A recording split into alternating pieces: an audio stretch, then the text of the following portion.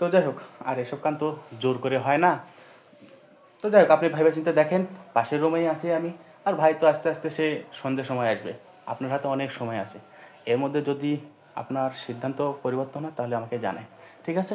আরে আরে শোন শোন, বস, আমার কথা শোন। হ্যাঁ বলেন। এখন বিষয় হচ্ছে তুই যে অফারটা দিয়েছিস, একটা কথা বলি, কাউকে বলবি না?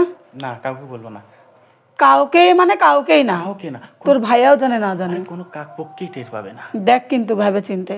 চিন্তা করেছি। আরে এটা কি তোমার সমস্যা? আমারও তো সমস্যা। না, তারপরেও তোকে বোঝা লাগবে যে আমি মালকিন, তুই কাজের লোক। হ্যাঁ। আর এই জিনিসটা যদি বাই চান্স কোথাও লিক হয়ে যায়, তাহলে তোর ভাইয়ের ভাত আমার চাল হয়ে যাবে। অবশ্যই। কাউকে বলবি না তো? দেখ। কাউকে বলবো না। ঠিক আছে ভাবি, তাহলে আমার রুমেই আসো। আমার অনেক দিনের ইচ্ছে যে আমার রুমে তোমাকে নিয়ে একটু সময় কাটাবো, ঠিক আছে? আচ্ছা ঠিক আছে, তাহলে যা। আপনি প্রস্তুতি নিয়ে আমার রুমে আসেন, আমি আচ্ছা অপেক্ষায় ঠিক আছি। আছে, যা। আচ্ছা।